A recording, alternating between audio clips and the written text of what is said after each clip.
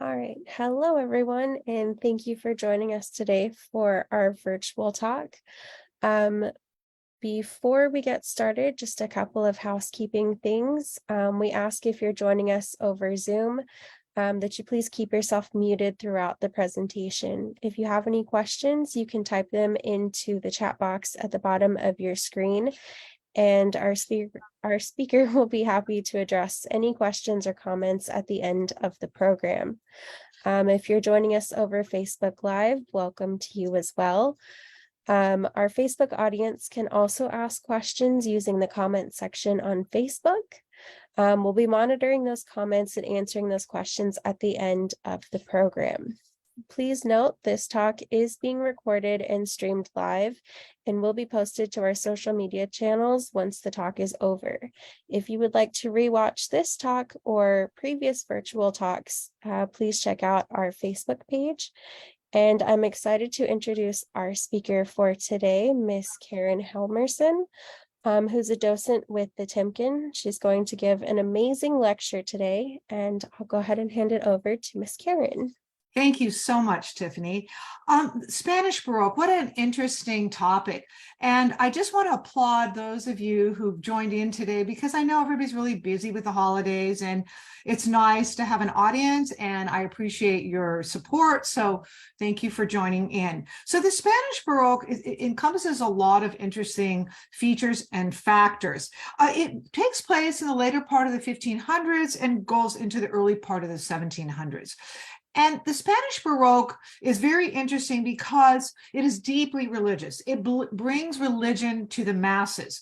The other thing is the brushstrokes. We see like the interest in realism and fluidity in brushstrokes. The Spanish painters are very interested in light, like the Dutch painters. So we see a deep use of tenebrism and chiaroscuro. So the difference in chiaroscuro and tenebrism, you will see, like, let's look at this magnificent still life by Zurbarán, which we will talk about eventually in the presentation. But just right now, look at how the light falls so exquisitely on the citrons on the left.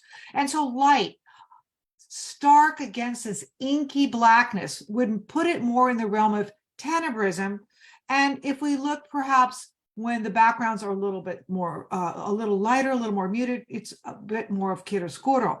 Of course, Caravaggio was very influential to many of these Spanish painters. And so we will see a lot of use of light. Some of the still life paintings were the most profoundly beautiful in all of art history. Let's talk a little bit about what's happening historically and religiously in Spain. We have what's called the Counter-Reformation. It's a really important concept and how it relates to Spain, because in 1517, when Martin Luther nails the 95 edicts to the church, he begins to rebel against things that are happening with the Catholic Church. The Protestant Reformation begins to emerge. Martin Luther, John Calvin. And how does it affect the Spaniards? Well, they believe in retaining the strong Catholic ties with the church, and the monarchy at this time is basically Habsburg. We see them wanting to continue this deep religion of Catholicism. So many times when you look at the paintings, you will see this reverence for Catholicism. You will see imagery that relates to the Catholic Church and iconography. The Spanish painters also, besides very religious works commissioned by the church and the Habsburgs, they were great still life painters. Not all of them, but some of them, like Cotán and Zurbarán. You will see magnificence and Valdés. The other thing is they painted great portraits. And they also, because of their interest in realism was profoundly interesting to them. Realism shows everyday people and sometimes people in actually abject poverty. So you're going to see a rather different focus than perhaps you would see with the Italians or you would see with the Dutch. So we'll begin. It's very nice when you talk about a movement or a period of art that you look at its predecessors. So I am showing you a Renaissance painting by Juan de Flanders, The Marriage Feast of Cana. And if you can look at the date, 1500, 1504. So we're deeply still in the Renaissance. I'm showing you this because I want to show you sort of the evolution. The Renaissance moves into the Mannerist tradition, which is deeply important to some of the Spanish painters and the Italian painters. So we'll look at a couple of those paintings as well. When we look at the work of El Greco, for example, you will see a deep connection to Mannerism. Well, Juan de Flanders was actually Flemish, and you can see by the name. He worked in Bruges and Ghent, two beautiful cities in contemporary Belgium. Flanders, it was Flemish. And at this time, the region, the Netherlandish region, which would be today Holland and Belgium and parts of Luxembourg and France, were still controlled by the Habsburg kings. Now, prior to that, we had Isabella of Castile, and I will talk about her just a bit. But let's look at the subject matter. The marriage of Cana, the feast at Cana, or the miracle at Cana, suggests that one of the first miracles of Jesus was turning water into wine. And you can see the helper in the foreground as he pours from these amphora, these type of containers, he pours water, which will soon become wine. And then we have Jesus and a nun seated in prayer. And we have John the Evangelist and Mary Magdalene seated as the wedding couple. Some people say that it is actually relatives of the Princess of Castile, Isabel of Castile, queen actually, because that her offspring were getting married, but we don't know that for a fact. Now, if you look, and I hope that my pointer does work, sometimes I've heard it doesn't, but if you look at the right middle ground of the painting, you see a figure, a bearded figure. Some people say that is actually Juan de Flanders himself. And then we have this beautiful tapestry, abstract tapestry with a mirror. Throughout art history, you will see the use of mirrors. Jan van Eyck, for example, in the early part of the 15th century, and then later with Diego Velazquez. But the mirror is a really wonderful way to bring depth and mystery into a painting. And then we have an incredible set of columns. They're Doric, which is a very flat, but they are also carved. So it's a little bit of a hybrid of a Doric column, capital, I should say, and a Corinthian capital. And then we have a viewer here. But this shows the deeply religious interest, beg your pardon, I'm going to go back to that just a second, the deeply religious nature of the subject matter. And when Isabella commissioned this, she wanted Juan de Flanders to do 47 versions of the life of Mary and Jesus. So that factors into why we have this subject matter. Okay, so for time, I will show you one more of this Renaissance painting by Juan de Flanders. This is done a little bit later. And even though he was Flemish, he did go to Spain to work. He worked for the king and queen, Isabel and Ferdinand, in 1496. And he painted in Salamanca at the magnificent university there. So he was deeply entrenched with the Spanish aristocracy. When we talk about Isabel and Ferdinand, I want to mention a couple things about them. They ruled before. She was of the Aragon family, and the Castile and Aragon families combined to have the Spanish country, really. Before the Habsburgs took over, they were in charge, and they had some would say positive things, but some would say quite negative. She was an art patron. That was important.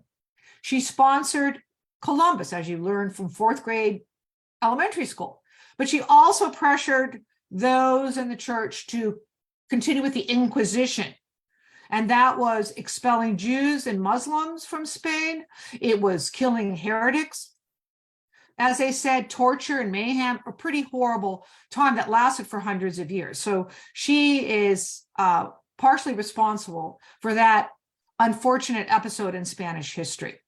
But we'll go on. So here we have the baptism of Christ. Many artists have painted this. And if you can see, Christ is standing in the River Jordan.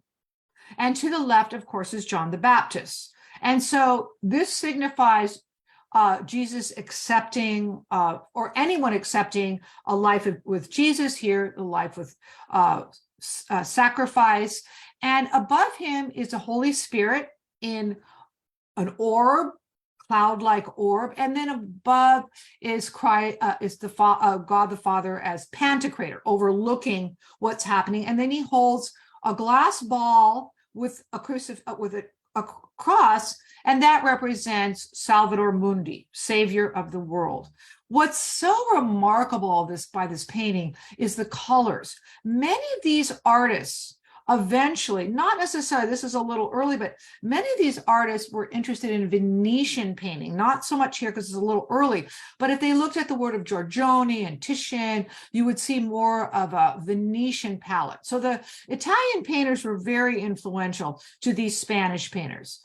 And we have this magnificent medieval city in the middle ground. It's exquisitely detailed. And we have the fish in the foreground, a little bit of vegetation, and this exquisite angel. And she holds the robe to clothe Jesus, and her wings are so lovely, beautiful, highly detailed. So again, even though he was Flemish, he painted many Catholic themes. Now, this artist Francisco Ribalta was the segue between Mannerism and Baroque. And he was still using some of the sensibilities of Mannerism, but we see a more Baroque sensibility. Now, what is Mannerism? We should talk a little bit of Mannerism. Mannerism was a reaction to the Renaissance classicism. Even great artists such as Michelangelo participated in this interest in Mannerism. We have Parmigianino, Pontormo. These artists began to explore kind of more creative way of looking at the human body. You begin to see with Mannerist artists, and I will show you El Greco's work, which is very Manneristic. So even though we're speaking of the Baroque, there is influences from previous time periods and styles. So Mannerism was rather exotic because oftentimes, like in the case of Parmigianino and Pontormo, sometimes it even looked like there was an extra vertebrae in the neck, very elongated, very unusual. But in this case, we have more of the emergence of the Baroque. So Ribalta was baptized in Catalonia, died in Valencia. He was a Spanish painter who was an important figure in this transition of Mannerism and a more naturalistic style, because Mannerism wasn't very naturalistic. He spent his early career in Madrid and then settled in Valencia. He developed a very personal style, was very dramatic lighting, again, but here we have a little bit of more like a chiaroscuro with a little bit of tenebrism. Oh, I beg your pardon, I will go back. I have a very sensitive computer, so let's look at the figures. We have a very horizontal format, just a little bit unusual. And we have two musicians that accompany Mary as she holds the naked infant Christ. And we have a flute player and then on the right, a lute player. A lute is a stringed instrument. And we have this beautiful sculptural baby Jesus, most likely influenced by the sculptural trends of Michelangelo. And many of these artists did go back and forth, not necessarily Ribalta, but many of them did study the work of Caravaggio, Michelangelo, Raphael, and they use a more sculptural form for the baby Jesus. He's in motion. And what's interesting, he holds a cross or early crucifixion, sad and ironic. And then he stands on the glass orb. Glass orb again, Salvator Mundi, ruler of the world.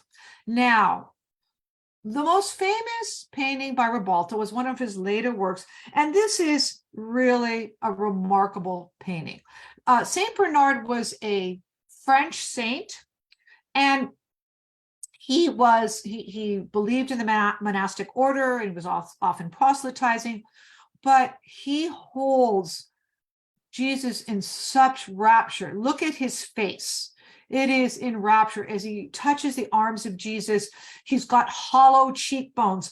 And look how Ribalta carefully deals with this beautiful robe, this white robe, and all the folds and the dramatic light that surrounds it. And then we have in shadow someone holding Jesus, and Jesus is actually being taken off the crucifix. He's being lowered, but who is the person that really needs the support is actually the Saint Bernard. Because he's in rapture, because he's in such profound presence, he is the one who Jesus is holding up. And it is a beautifully done painting, very beautiful brushstrokes. And that's the thing. The Spanish artists really were interested in realism. Now, here the brushstrokes are more gestural. You still see the sinewy, the muscle, and the scars, but it's not quite as tight. Now, some of the artists, we will see more of the still life paintings, a more classical brushstroke, but here it's a little more gestural. Now, the next painter we're going to talk about is Giuseppe Ribera. And Ribera was born, he was born in Valencia too, but he came to Italy and did most of his art in Italy. He actually was stationed in Italy. He worked in Rome, but for whom did he work? Most of the Spanish aristocracy. So even though he spent a lot of time in Naples, for example, he was deeply Spanish and his patrons were Spanish. So the martyrdom of Saint Bartholomew. If you know our collection, and I see some of you who are viewing work with the collection, you know that we have a beautiful Saint Bartholomew by Rembrandt. And the time period is not too far off. In the first half of the 17th century. So what happened to St. Bartholomew? He was a saint who was flayed alive for his beliefs. And you know from our beautiful Rembrandt in the Timken that he holds himself a knife. Here it's a little different. We have the executioner, or let's say the tormentor, and he looks at St. Bartholomew. And what is really remarkable is how Ribera makes St. Bartholomew almost break out of the canvas. And I've told you this many times. If you think about art, a two-dimensional picture plane, and we are seeing three-dimensionality, you almost feel like he's going to burst out of the canvas. The muscled arms, the elongated form, the hands, these kind of dirty, nail-bitten hands. Remember, I've told you many times that hands are the most difficult for artists to paint. Faces are next, but hands. But Ribera does these exquisite hands. And if we look up from the saint's hands, we see the crucifixion, the form. It's not a crucifix. What is it? Well, metaphorically it is, but it's a sharpener. And he's sharpening the knife in which to flail the saint. Now, if we look at the face of the tormentor, we actually see a moment of doubt. It is suggested that there is doubt that maybe he begins to feel a sense of conversion. We also have a skull, a death head, a memento mori. Like the Dutch and the Flemish, these Baroque artists often incorporated some element of death. And then we have an assistant here looking on. If you want to talk about tenebrism, again, it's this hyper light that falls on the body of St. Bartholomew against this inky blackness. The Spanish Baroque artists were known to have almost always a somber, very dark background, unlike the Italians, for example. So we will go on, and we will move to a different painting. And as I spoke earlier, the Spanish Baroque artists were very interested in realism. The Dutch were as well. So the Dutch and Spanish Baroque artists brought realism to their patrons and the masses. It's also about religion. Now, as I mentioned earlier as well, it's not always Catholic themed. Sometimes these Spanish Baroque artists did do everyday portraits, portraits of the nobility, religious portraits, and still lifes. This is quite a charming painting. This is a boy with a club foot. And the Spanish, like Caravaggio, who had died before this, and he was very, very much, because he lived in Rome, and Caravaggio, I believe, was born in Rome, and worked in Rome, but Caravaggio was interested in everyday people.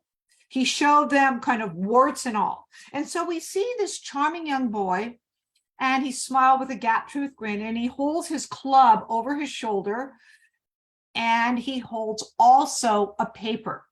And what this paper explains is, please help me, give me alms, and, by the grace of God, give me alms, something like that. But it also signifies that this young boy may be beyond just a club foot, but that he might be mute. So, but he smiles with this kind of cheeriness. And what Ribera does quite remarkably is include a lovely landscape. The landscape could have been influenced by the Dutch or the Italians, but it's a exquisite high level of blue sky. Now, it's definitely possible that Ribera also looked at the Venetians, because as I mentioned, the Venetians, like Titian, Giorgione, Tintoretto, Veronese, they use a softer color base. They were more interested in color than line. So when you see these softer tonalities, not as deep and rich as you might see in the Italian painters, many of the Spanish artists incorporated this use of a softer palette.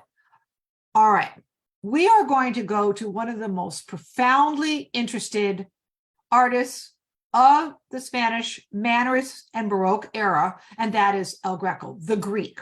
And so I want to tell you a little about El Greco. If you go to Toledo, you will see a museum that is devoted to El Greco. Many of his artworks are in the city. The Church of St. Thomas, for example. He was a very prolific painter.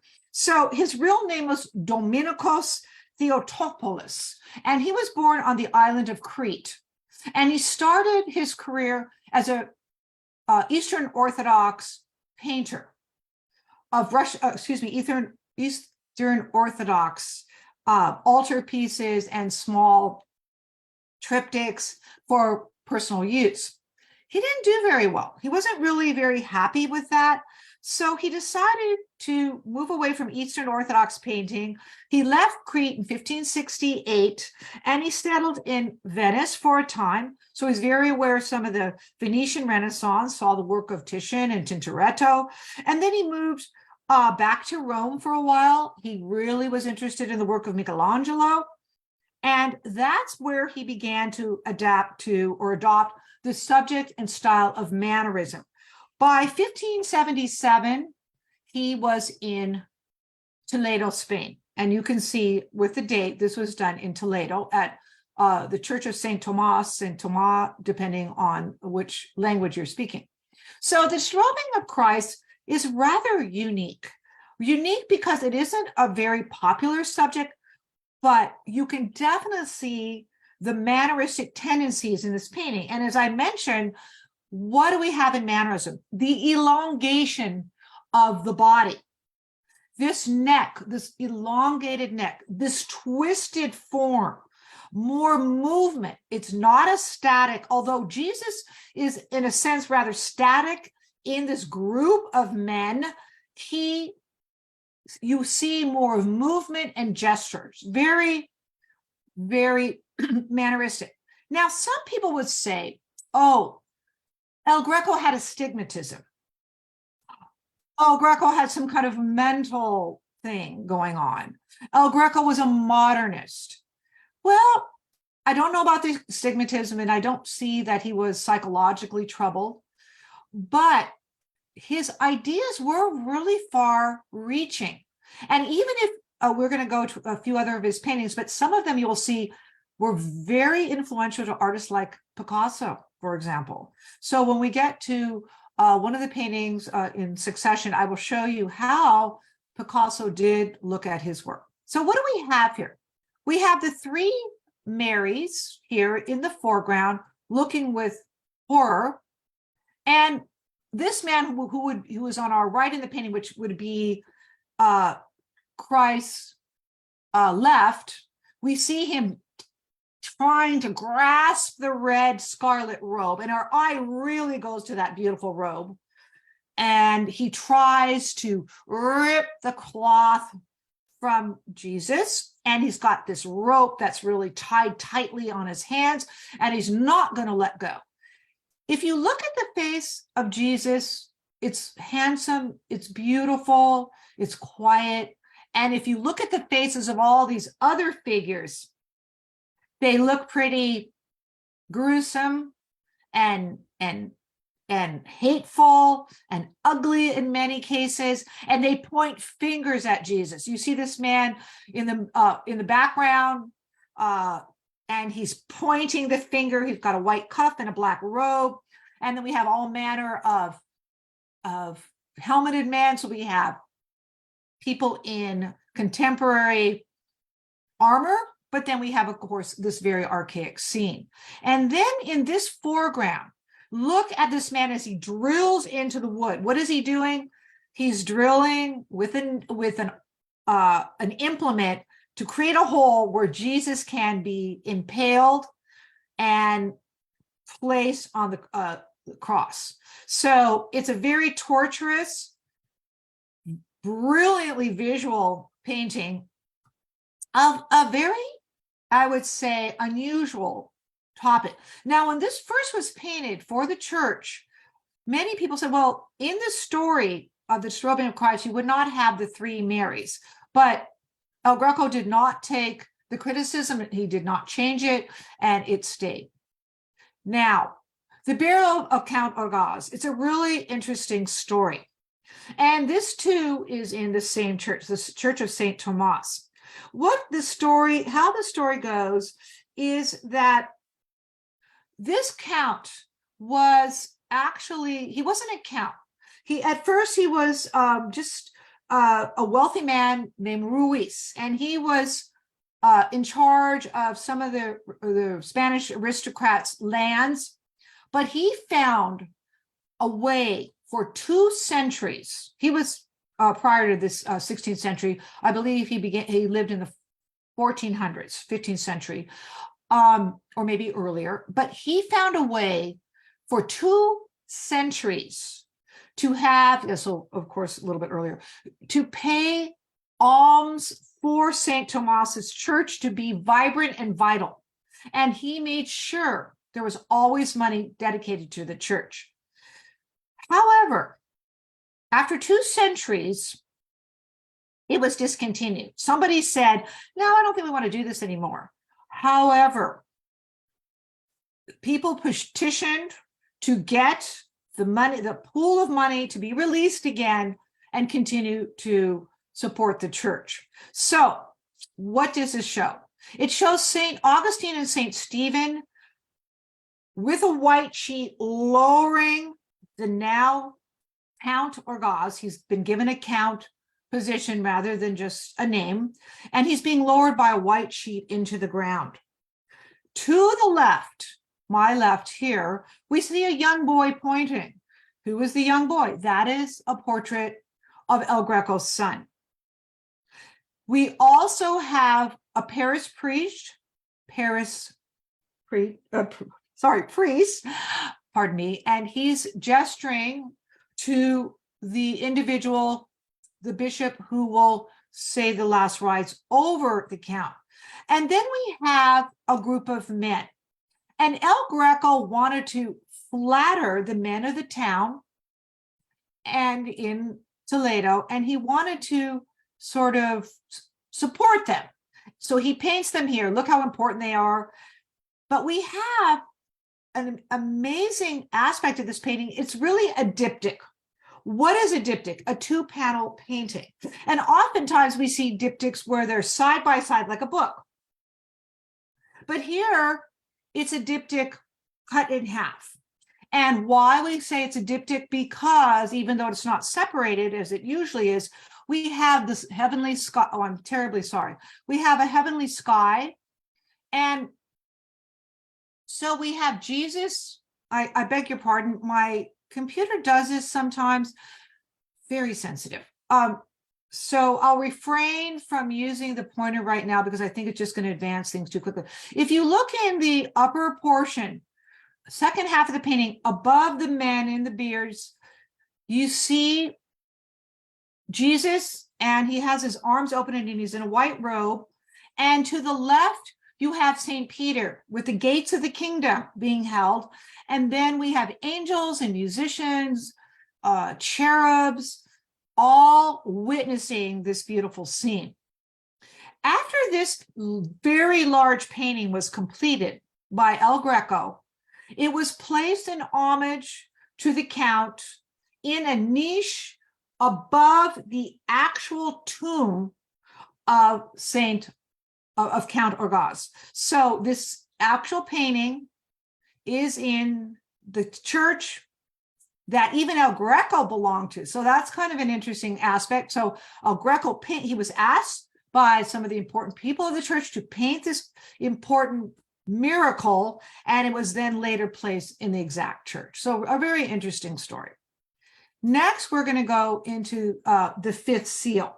So the opening of the fifth seal, some people call it the Passion, and it relates to a vision of St. John the Baptist, that he really wants to, it is from the book of Revelations, and he really wants to clothe the martyrs, the souls who are martyred, and they cry out for salvation, for God's justice. And St. John is in ecstasy as he rides in this profoundly religious moment. And he watches as these figures are given robes to clothe themselves and to be, let's say, saved. So the writhing, dancing figures. If you look at the figures, again, very much the style of mannerism. And I believe the date might be off on that. So I beg your pardon on that one, the date of the painting. But look at these figures, these outstretched arms, very elongated, very manneristic. El Greco never left that very unique style. The other thing that I want to comment on is when I said that he very much was considered rather modernist in his style, this is a very gestural brushstroke, which we see much more in 19th century and 20th century. If you look at the painting of Demoiselle d'Avignon by Picasso, you will definitely see that he was influenced by El Greco.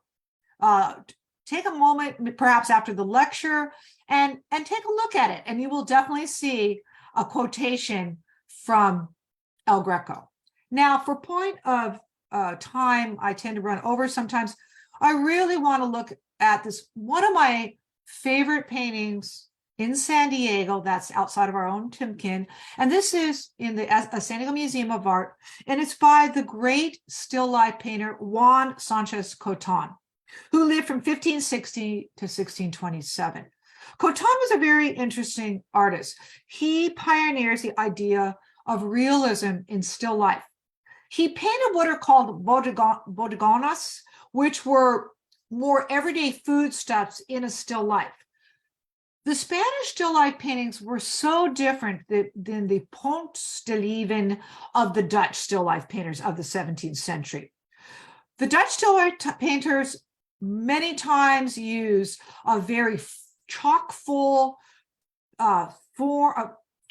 surface, flowers, beautiful china and silver and vanitas forms. The Spanish were more, I would say, austere, this inky blackness and a lot of metaphor and allegory, as did the Dutch. There was a lot of allegory. But the Dutch painters, much more, I would say, just overwhelmingly full. This is much more austere. What is fascinating about Cotán was that he actually left his career as an artist. He was born in Orgaz. We just saw Count Orgaz from Toledo, and he painted altarpieces and religious works. I'm going to be rather presumptuous in making a statement. And I do get this from art historical references.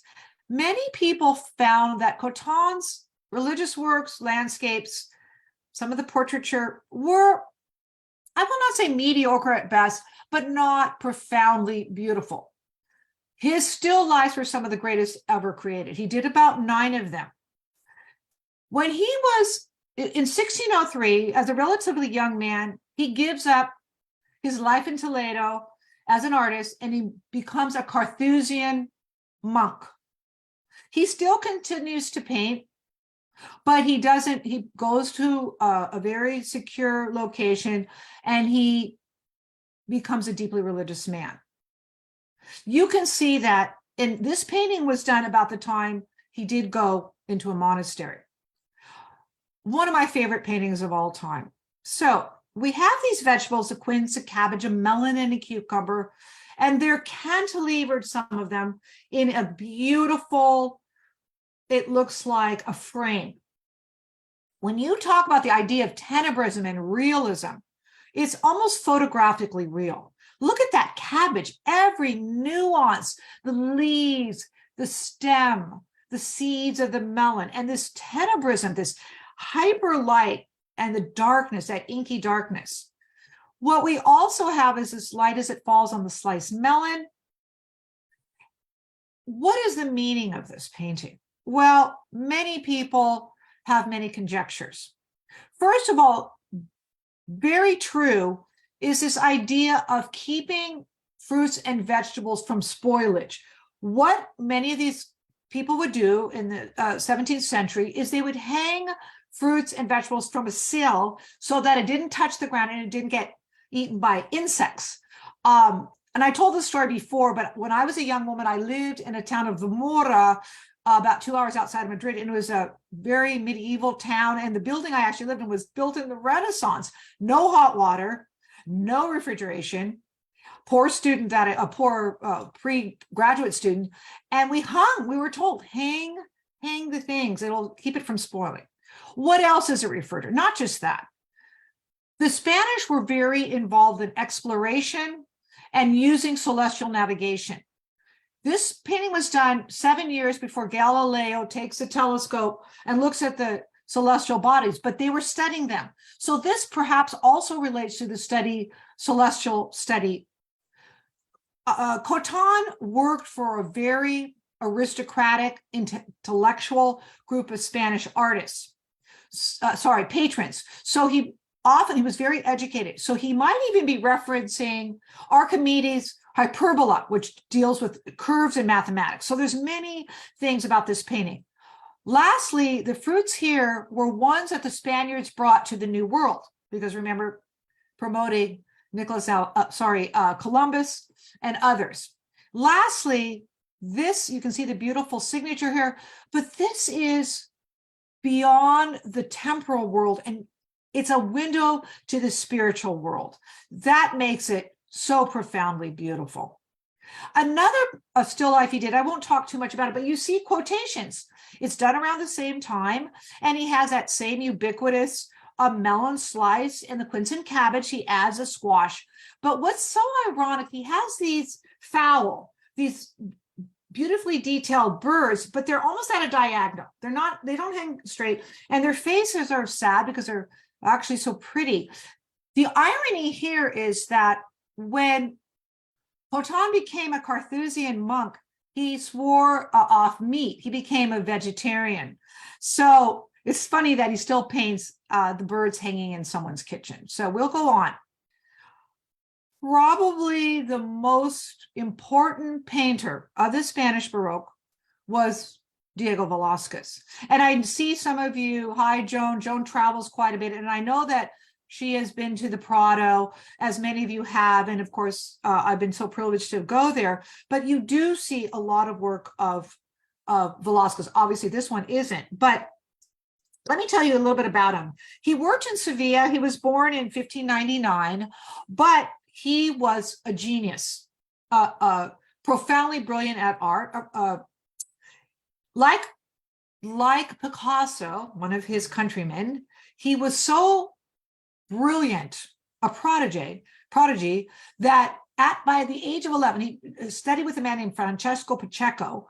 After he left Pacheco's studio, he was so gifted, he started his career. And eventually what happened was, with his connections, because he married into the family of Pacheco, his daughter, he was connected to the court of Philip IV.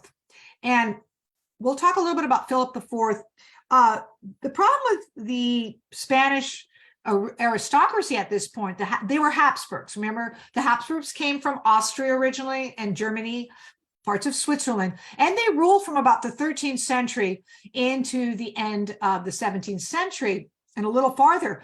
But at this time, because of the 80 Years' War with the Netherlandish region and a lot of failure in power, although they were great art patrons, their significance was waning. But this painting really doesn't deal with that. What this painting deals with is how profoundly brilliant Velazquez was in painting realism. You see this photographically real elements. This woman is cooking, some say poaching eggs, and they're so realistic. And there's a still life with pestle and mortar and jugs, and this young boy holds melon, and the light, that chiaroscuro or tenebrism really falls on the light and on her face, and the young boy holds water to pour into the bowl, and it's just absolutely brilliant. And we see a basket. Well, where does it hang from? But because the light, it's so high contrast, you don't even see that there is actually a wall there. And then we have some other cooking implements on the right. But because I tend to go over, I'm going to move on because there's so many other exquisite paintings to look at. Now, the Surrender at Breda is a very important painting because it does tell you a lot about what is happening politically and militaristically. I mentioned the 80 Years' War. It ends in 1648. But this was a battle commemoration that takes place approximately 10 years before. And then, of course, Philip IV commissions Diego Velazquez, because at this time, Velazquez was working for the court of the Habsburgs in Madrid. He also was becoming a diplomat.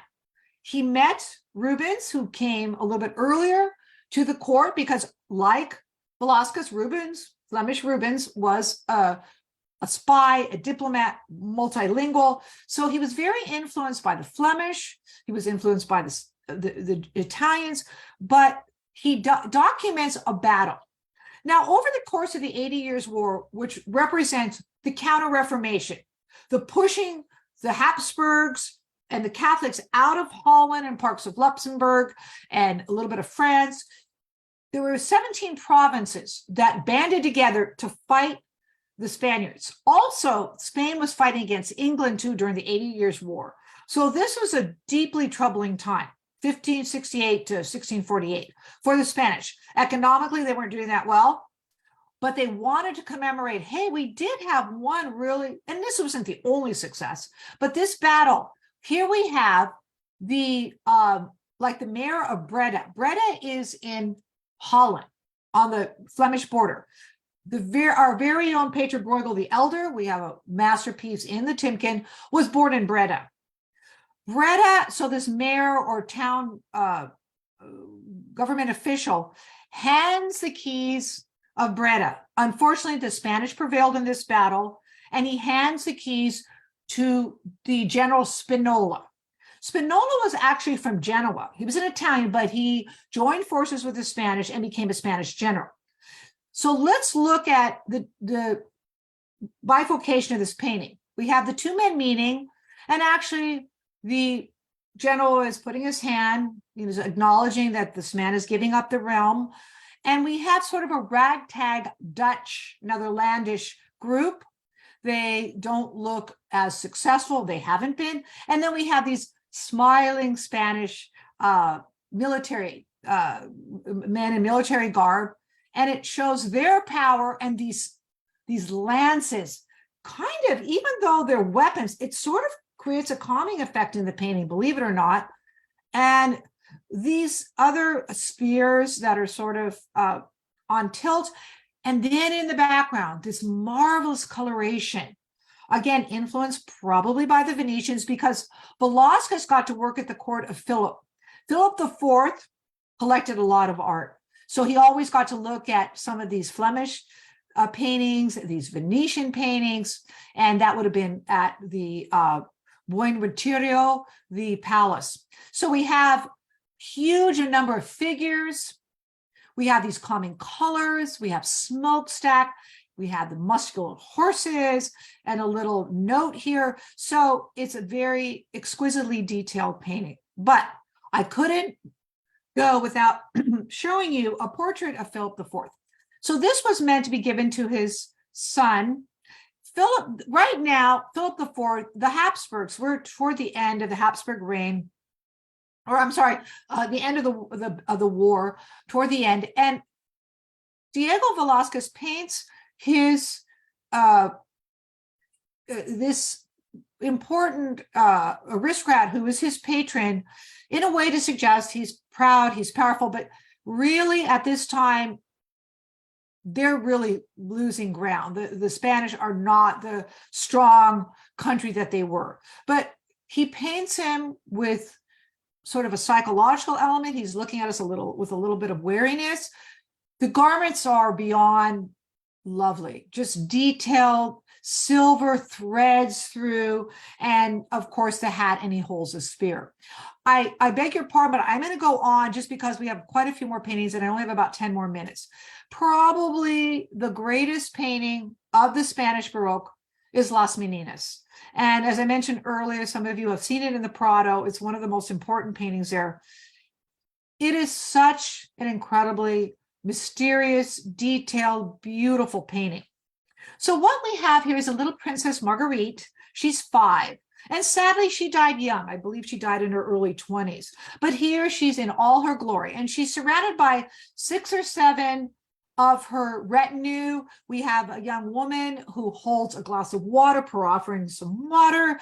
And we have the, I beg your pardon, we have the dwarfs, little people here that are part of her retinue, and one's being a little bit sassy and he steps on the dog here.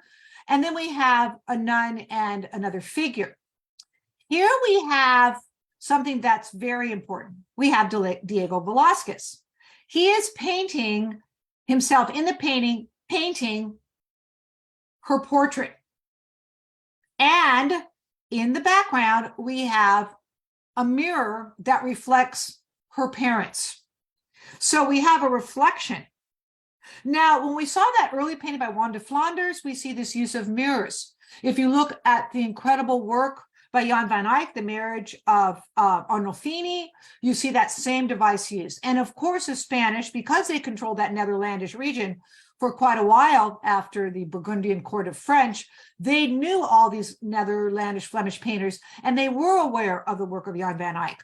They also, you can see here some Venetian painting, because Philip had a masterful collection. And look how the light, this diffuse light. Now we talk about the Spanish having a sense of realism, but here it's very painterly, very gestural, a very mysterious, elegant painting. Now, I'm just going to talk a minute about Alonso Cano, because Cano also studied with Francisco Pacheco. He might have even studied a bit with Velazquez, and he paints a Christ in limbo, descending from the cross. But I'm not going to talk too much about it because we have so many others to talk about. But I do want to tell you that Velazquez paints the first nude in Spanish Baroque, and Cano continues with this beautiful woman. Now, we have to talk a little bit about Francesco de Zurbarán. We have a beautiful Zurbarán in the Timken. I will tell you a little bit about it. After Velazquez left Madrid, Zurbarán becomes the most prominent painter along with Murillo. And he did mostly paintings of Spanish religious orders. And he loved the realism Caravaggio. He was very interested in. He was born in Sevilla, but he did most of his work there as a royal painter, and then later moved to Madrid. So here we have Saint Seraphim, and he's hanging. He was a mercenary, a part of the Crusades in the 13th century. And I just want to show you how beautifully he shows him on, he's crucified, he's falling into his cloak, the white drapes, his badge of crucifixion as a crusader, not a crucifixion, a badge of as a crusader, and then we have a parallel pole that he is hanging. And then, I move very quickly, and of course, just for time's sake, I really wanted to show you Agnus Dei, the Lamb of God, showing Jesus sacrificing for mankind.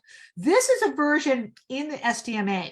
There's been, I believe, 3 versions. One is in the Prado, and here this one is in our very own SDMA, San Diego Museum of Art. And it shows the Lamb of God, and we don't even know if he's dead yet. He's falling into, the eyes are closing, he's bound and sacrificed in his metaphorical still life with that tenebrism and the light that falls on the form of the lamb very tragically. And we're going to go on. Probably one of my favorite paintings in all of art history is this painting by Zurbarán. It is in our very own Southern California Norton Simon Museum. And if you haven't been, please make a pilgrimage. I actually go twice a year to gaze at this painting and, of course, see other things, but this is very important. Peter Sheldall, who was an art critic for many years with the New Yorker, once wrote a brilliant article, and he said, in all of our history, and unfortunately Sheldall died not too long ago, about 6 months ago, he wrote about this being one of the most profoundly beautiful paintings and probably the most exquisite still life painting in all of art history. I have to agree with him. If you look at it, it's 3 separate still lifes. It's the citron, which is a larger lemon, the basket of Valencia oranges, and a beautiful cup of water and a rose. What does it symbolize? It symbolizes an altarpiece. It symbolizes the temporal world as we move into the sacred space, very much like the Cotán painting. It also represents the purity and beauty of the Virgin Mary because of the water and the rose. And it also shows rebirth because of the fruit. And look how amazingly he paints the realism of these forms. When we talk about some of the brushstrokes being more gestural in the Spanish, but we also have this tightly woven basket that's photographically real. And look at the light as it falls. Now, I apologize. I really wanted to show you. We only have about a couple more minutes. This Zurbarán is St. Francis in Meditation. It was acquired by the Timken Museum for its 50th anniversary. And it's a very sad painting. We see St. Francis meditating on mankind and some of its trials and tribulations. And it's a haunting vanitas form, a symbol of death. And he looks with sadness as he contemplates death and life. And you have, again, that tenebrism, that beautiful inky blackness. The last artist I want to talk about really quickly is Bartolomeo Esteban Murillo. And Murillo sort of takes over from Velazquez and Zurbarán. And we have this work by Murillo that I would like to show you really quickly. And what can we say about Murillo? He was a leading painter in Sevilla after Velazquez left. But he was influenced by Velazquez and Zurbarán. He painted a lot of works for the Church of St. Francis in San Francisco in Sevilla. And he visited Madrid. He was a very popular painter. Some of his work would be considered a little sweeter, not so severe. This is a little bit softer. I love this painting, Boys Eating Grapes. Well, he definitely saw the work of Caravaggio. If you see the young boy eating grapes by Caravaggio, which is in the Uffizi, it's actually Bacchus. These are young beggar boys. Now, one thing in the city, this was, I can't recall the city off the top of my head, but in this particular city was a poor city in Spain where this was painted. And what they found in this city, I'm sorry, it escapes my mind at the moment, there was a lot of plague and poverty. So he had visited this city and he saw these young boys and he saw them eating so so happily, they're finally have some food, they're in rags. And that's what was very unique about the Spanish painters. Unlike a lot of other countries, we don't see a lot of veracity in subject matter. They try to kind of move away from the sort of sadder elements of society. And lastly, this is two young girls watching from a street. And then I want to end with, I'm going to skip our last, I might have 1 minute if Tiffany will give me just one more minute. This Murillo, Christ on the Cross, an exquisite crucifixion. It's large. It's in the Timken. I hope you see it. Christ is looking up to God, which is a rather unusual format. Usually he looks down. We have the skull that recommends that we are looking at Golgotha, where Christ was Golgotha, where Christ was crucified. We have Jerusalem in the background and many other things. But one last painting, I just want to show you really quickly that there were Vanitas type still life painters, particularly a little bit later in the 17th century. And Juan de Valdez Leal did paint a very Dutch Baroque Vanitas, where we have all these objects, flowers, skulls, books, and it talks about aspects of life. So I'm going to end here because I know I've gone over. I apologize.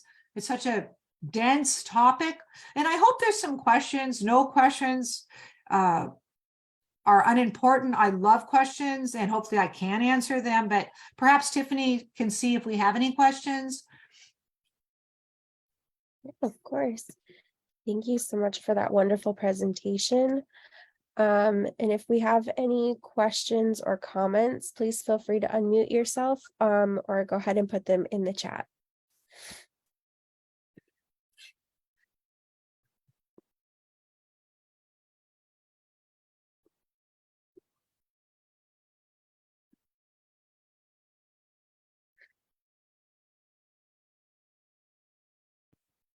No questions? No questions, but we do have a comment from Becky saying thank you and that it was very interesting. Oh, I appreciate, thank you, Becky. If we have 1 more minute, while people are maybe thinking, would it be okay if I just talked about this painting? It's quite an interesting painting. Look at all these objects. So it's really commenting on 3 aspects of life. We have a little cherub who's blowing a bubble. A bubble relates to the ephemeral nature of life. Like the Dutch and Flemish painters, the Spanish painters were very aware of how brief life could be. And so sometimes even Georges de la Tour, the great French Baroque painter, he also shows a young boy blowing bubbles, and it shows the ephemeral nature of life. We have a skull and a timepiece, same subject, but we also show the importance of learning. Books can give us a heritage that is lasting. So he's commenting, Valdez de Leal, he's commenting on how intelligence and study can give us a deep connection to the world, and it can also produce riches. So there's kind of 3 comments, and we have a young boy as he pulls back the curtain, and we see the judgment here. We see the Last Judgment, very diffuse painting. We have all kinds of celestial implements, crowns and candles. So this again, just like the Dutch and Flemish, and then of course navigational equipment here and cards and dice. And they also comment, like the Dutch used to do, be temperate and modest, because you have to be careful of enjoying yourself too much. So that is, I just wanted to show you a little bit of what other types of still lifes. This was a religious painting he did, but he was known for his still lives.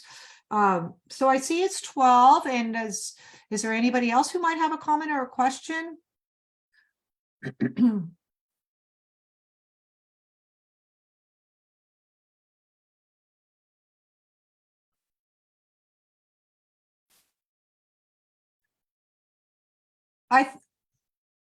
Tiffany, I can't hear you. So sorry, my bad. Looks like we have a comment from Ryan, who's asking what your opinion would be about which museum has the second best Baroque collection. compared to like the Prado. Wow. Gosh, I don't even know. I mean, if you mean Spanish Baroque, Mhm. I mean, it depends because if you, as I mentioned earlier, there's a museum in Toledo of El Greco's work. Wow, just filled with El Greco's work. But off the top of my head, I cannot really think, I can't. At this moment, I can't. I mean, the National Gallery has beautiful paintings. We have some at the Met. But really, in terms of Spanish Baroque, I would have to say the Prado. Good question, but a question I don't think I really can answer correctly. Sorry. All right, if we don't have any other questions or comments, we're going to go ahead and wrap up this lecture. Thank you so much for joining us today. And I would also like to announce our next talk, which will be Thursday, January 12th at 11 a.m. And it's titled Painted Love. And we hope that you guys can join us for that. And if you would like to know more about our upcoming events, please check out our events page on our website. And we hope that you can join us for another virtual talk. Thank you Thank so much, you. everyone. Thank you, Tiffany, and thank you, viewers. I love having you. I'll be doing a manuscript illumination later on in January, and I hope to see you then. So happy holidays to everyone. Bye-bye. Bye, everyone.